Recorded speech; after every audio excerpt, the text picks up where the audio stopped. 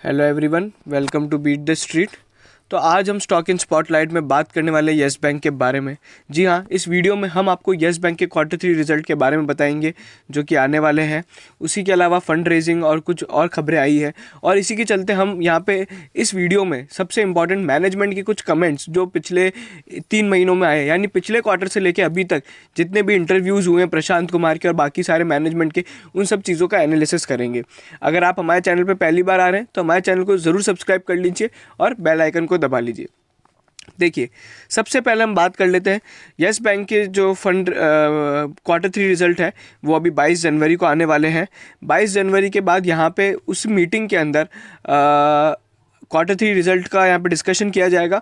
उसी के अलावा यहाँ पे एक और चीज़ है जो कि हम लोग देख सकते हैं। मैं सबसे पहले आपको लेके चलता हूँ, जो बोर्ड मीटिंग है 22 जनवरी को बोर्ड मीटिंग है कंपनी की, और वहाँ पे लिखा हुआ है कि इसी के अलावा raising of funds by issue of equity shares, depository receipts, convertible bonds, debenture, warrants, any other linked securities through permissible mode subject to necessary share holder and regulatory approval. देखिए, अभी किसी भी तरह की इक्विटी यहाँ पे या फिर डेब्ट तरह की फंड रेजिंग की जा सकती है। कितने अमाउंट की करेंगे इस पे भी अभी तक कोई डिस्क्लोजर नहीं है।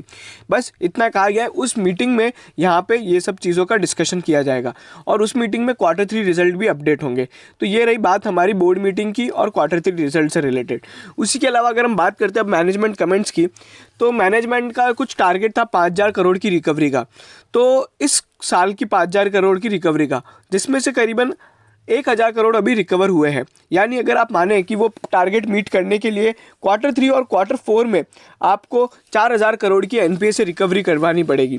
ठीक है। उसी के अलावा मैनेजमेंट ने एक और कमेंट दिया है, उसमें कहा है कि जो येस बैंक के 40,000 करोड़ के एनपीए, उसमें से उनका अनुमान है कि 50% यहाँ पे रिकवर हो जाएंगे।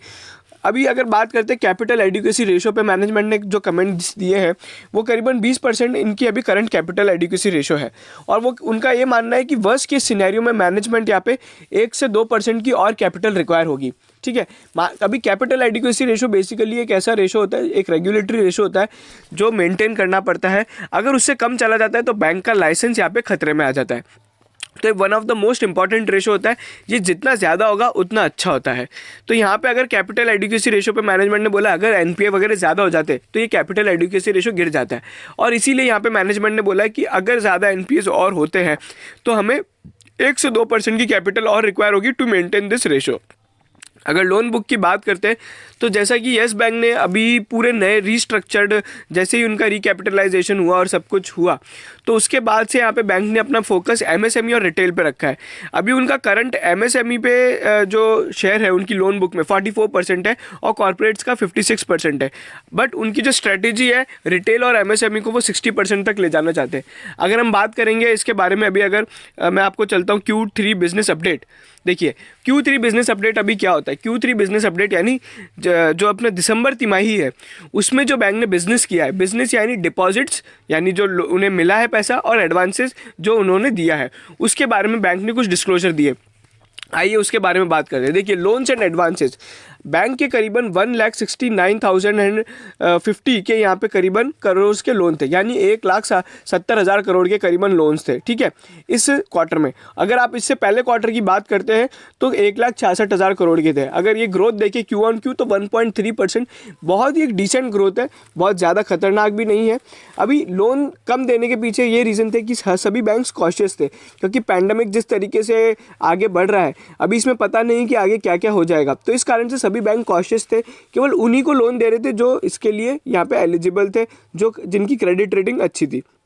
अगर हम देखें रिटेल डिस्बर्समेंट, जो कि बैंक का मेन है, जो कि हमने अभी डिस्कस किया कि स्ट्रैटेजी टू मेंटेन 60%, तो रिटेल डिस्बर्समेंट कितना हुआ है, तो अगर आप रिटेल डिस्बर्समेंट देखेंगे तो 3700 करोड़ का रिटेल डिस्बर्समेंट पिछले क्वार्टर में किया था, लेकिन इस क्वार्टर में जो रिटेल डिस्बर्समेंट किया है वो 7,500 करोड़ का किया है। तो इससे आपको समझ सकता है कि बैंक कितना यहाँ पे रिटेल लोन देने पर, रिटेल लैंडिंग पे फोकस्ड है। 100% ग्रोथ देखने को मिली है। अगर हम डिपॉजिट्स की बात करते हैं तो अगर डिपॉजिट्स में मतलब जो बैंक को पैसा मिलता है 1,66,000 1,46,000 करोड़ के लगभग करीबन बैंक के डिपॉजिट्स हैं, जो पिछले क्वार्टर में 1,35,000 करोड़ थे। ये जो ग्रोथ देखने को मिली 7.7% से मिली है। अभी कुछ सर्टिफिकेट डिपॉजिट्स हैं। कासा रेशो, जो कि मैं इंपॉर्टेंट मानता हूँ हमेशा, कासा रेशो और कासा का मतलब क्या होता है? Current account and savings account deposit. मैं हर बार बताता हूँ, एक बैंक में 3 तरह के डिपॉजिट होते हैं, जिसके नाम है करंट अकाउंट, सेविंग्स अकाउंट और अपना फिक्स डिपॉजिट। तो इसमें से 2 सबसे सस्ते होते हैं, जिनमें सबसे कम इंटरेस्ट या देना ही नहीं पड़ता है। जैसे करंट अकाउंट में कभी इंटरेस्ट देना ही नहीं पड़ता है और सेविंग्स अकाउंट में कम देना पड़ता है, लेकिन फिक्स डिपॉजिट में इंटरेस्ट ज़्यादा देना पड़ता है। तो कासा जितने ज़्यादा होंगे, यानी करंट अकाउंट और savings account ratio two total deposit जितना ज़्यादा होगा उतना अच्छा है, क्योंकि बैंक की इंटरेस्ट एक्सपेंस उससे कम होती है। तो अगर हम बात करते हैं कासा की ग्रोथ कितनी हुई, तो 12.5% से कासा की ग्रोथ हुई है। मतलब अगर मैं आपको समझाऊं तो ओवरऑल बैंक के जो डिपॉजिट ग्रोथ है वो 7.7 से हुई है, लेकिन कासा की जो ग्रोथ हुई है वो 12.6 से हुई है। इसका मतलब ये है कि बैंक ने यहाँ पे अपने डिपॉजिट में कासा रेशो बढ़ा होगा। और वो कासा रेशो कैसे बढ़ा होगा ये भी हम देखते हैं। देखिए, पहले जो कासा रेशो था वो 26.2% था और ये अब बढ़ के 27.4% हो गया। तो इससे हमें पता पड़ता है कि कासा रेशो कितना ज़्यादा अच्छा है। ठीक है। लिक्विडिटी कवरेज रेशो, बेसिकली ये जो होता है इसमें अपने को इतना ज़्यादा समझना नहीं है, बस ये देख लीजिए, ये अगर जितना ज़्यादा होगा उतना अच्छा होगा। 107% से बढ़ के यहाँ पे करीबन 115% हो गया। तो ये बात हो गई हमारे कासा रेशो की और ये सब चीज़ों की। तो अगर हम देखेंगे Q3 बिजनेस अपडेट भी काफ़ी अच्छे हैं। अभी हम बात करेंगे शेयर होल्डिंग पैटर्न की, लेकिन उससे पहले हम एक और चीज़ की बात करते हैं, प्रोविजन कवरेज रेशो। मैं आपको समझाता हूँ। बैंक जब भी एनपीए होते हैं या कभी कोई भी ऐसा इवेंट होता है जिसके कारण बैंक की लोन बुक की यहाँ पे अनसर्टेनिटी बन जाती है, तो प्रोविजंस बनाए जाते हैं। प्रोविजंस बहुत तरह के होते हैं, एनपीए से रिलेटेड होते हैं, फिर कॉन्टीजेंसी से रिलेटेड होते हैं, रिस्ट्रक्चरिंग से रिलेटेड होते हैं, मोरेटोरियम से रिलेटेड होते हैं। तो अगर हम सारे प्रोविजंस का यहाँ पे टोटल किया जाए तो ये जो प्रोविजंस है बैंक के जीएनपीए के 75% है।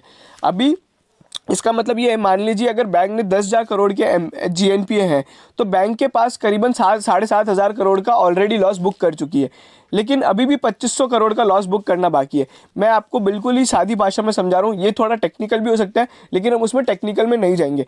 अभी जीएनपीए मतलब प्रोविजन कवरेज रेशो जितना ज़्यादा होगा उतना अच्छा होगा। मैं आपको एक एग्जाम्पल के तौर पर बताऊँ तो एचडीएफसी बैंक का 260% का जीएनपीए है। अगर हम स्पेसिफिक प्रोविजन की बात करते हैं, यानी केवल एनपीए रिलेटेड जो इनका प्रोविजन है वो करीबन 150% होता है, और आरबीआई की रिक्वायरमेंट है करीबन 75% की। तो आप समझ सकते हैं जिस बैंक का सबसे कम एनपीए है, अगर आप देखेंगे तो एचडीएफसी बैंक ने जो लास्ट अपडेट दिया था उसमें करीबन 1% का भी जीएनपीए नहीं था। उसका जो प्रोविजन कवरेज रेशो वो इतना खतरनाक है। तो यहाँ पे जितना ज़्यादा प्रोविजन कवरेज रेशो होगा उतना अच्छा होगा। ठीक है, तो ये सब चीज़ें हो गई। अभी हम Q3 के जो शेयर होल्डिंग चेंजेस है उसके बारे में बात करें, उससे पहले मैं आपको कुछ इंसाइट्स देना चाहूँगा। देखिए, सबसे पहले अगर हम समरी देखिए चेंजेस की, तो अगर आप देखेंगे एफआईआई और एफपीआई की जो स्टेक है वो 11.16% से बढ़ के 15% हो गई है, और जो नंबर ऑफ एफपीआई और एफआईआई इन्वेस्टर्स है वो 270 से बढ़ के 466 हो गए, लगभग बिल्कुल डबल। म्यूचुअल फंड्स की जो होल्डिंग्स है वो डिक्रीज़ हुई है, बहुत नॉमिनल डिक्रीज़ है, 0.37 से 0.32।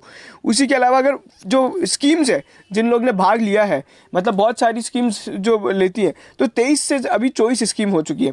म्यूचुअल फंड की अगर हम बात कर रहे हैं तो मैं आपको बताना चाहूँगा कि अभी म्यूचुअल फंड्स में एएमएफआई ने इसको लार्ज कैप डिक्लेयर किया, यानी लार्ज कैप फंड से बाइंग देखने को मिलेगी, और जो मिड कैप है और स्मॉल कैप फंड्स है या फिर जो मल्टी कैप फंड्स है उनसे हो सकता है आपको थोड़ी बहुत सेलिंग देखने को मिले।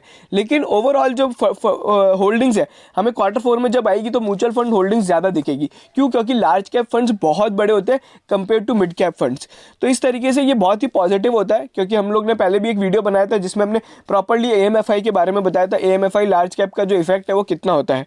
ठीक है, ये सारी चीज़ें हो गई है। अभी हम लोग बात करते हैं सीधा शेयर होल्डिंग चेंजेस, जो हमारा आखिरी है, डिटेल में बात करेंगे। देखिए, हम लोग ने यहाँ पे आपके लिए दिसंबर और सितंबर दोनों साथ में डाला है।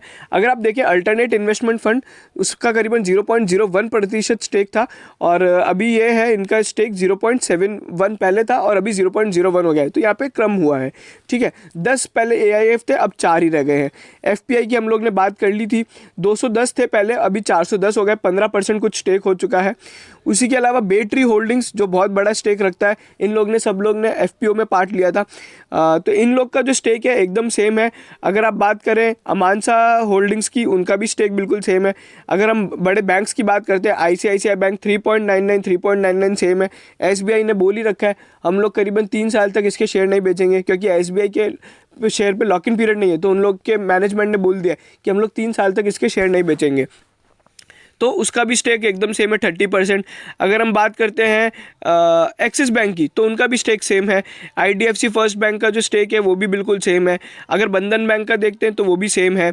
एलआईसी का बिल्कुल सेम ही होगा, क्योंकि ये सब सरकार की कंपनियां हैं। एलआईसी और एसबीआई जब तक सरकार नहीं बोलेगी तब तक ये बिकेंगे नहीं। तो आप मान के चलिए ये एकदम लॉन्ग टर्म इन्वेस्टर है। उसी के बाद अगर कुछ क्वालिफाइड बायर्स की बात करते हैं, जिसमें थोड़े बहुत चेंजेस हमें देखने को मिल सकते हैं, तो क्वालिफाइड बायर्स की अगर बात करते हैं तो करीबन उनका स्टेक यहाँ पे 1.6% है। ठीक है। अगर हम एचडीएफसी इंश्योरेंस की बात करें, जो एचडीएफसी इंश्योरेंस का पहले स्टेक करीबन 1.37 था, वो अभी बढ़ के वो भी बिल्कुल सेम ही है, 1.37 ही रहा है। ठीक है। तो ये सारी चीज़ें हुई है। अभी इसके अलावा छोटे मोटे और शेयर होल्डर्स हैं, लेकिन यहाँ पे गौर करने की बात है कि एक एलआईसी का कुछ पेंशन फंड था जिसका करीबन 5% स्टेक था, और उसके अलावा एक एसबीआई का स्टेक था जो यहाँ पे मैनेजमेंट ने डिस्क्लोज नहीं किया है। मैं अगर देखूं तो एलआईसी का स्टेक दिख रहा है, लेकिन यहाँ पे हमें एसबीआई लाइफ इंश्योरेंस का करीबन 1.5% का जो स्टेक है वो यहाँ पर नहीं दिख रहा है। तो यहाँ पे मेरे हिसाब से लग रहा है कि एसबीआई की जो वो इंश्योरेंस कंपनी है, लाइफ इंश्योरेंस कंपनी ने अपने स्टेक बेच दिया है। उसी के अलावा अगर हम बाकी बात करते हैं तो ये सब छोटे मोटे शेयर होल्डर्स हैं। इसमें अगर एक बड़ा जो है वो एचडीएफसी है। एचडीएफसी का यहाँ पे जो स्टेक सेम रहा है।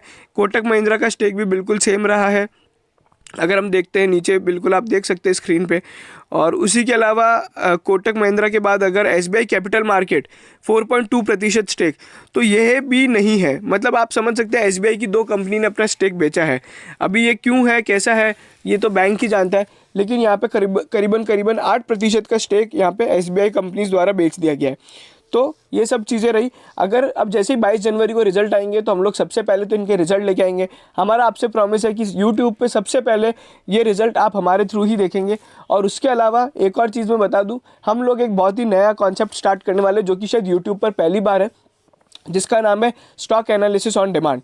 आप अपने कमेंट्स यहाँ पे डालिए, जो स्टॉक आपको समझ आता है, जो स्टॉक आप चाहते हैं हम लोग एनालाइज करें, हम लोग बिल्कुल डीप एनालिसिस करेंगे। कम से कम उसका 15 से 20 मिनट का वीडियो बनाएंगे, जिसमें technical, fundamental, share holding pattern, company का बिजनेस, उसके बाद प्रमोटर क्या कहते हैं, और जितने भी मैनेजमेंट कमेंट्स हैं, और बहुत बड़ा उसका फिनेंशियल एनालिसिस करेंगे।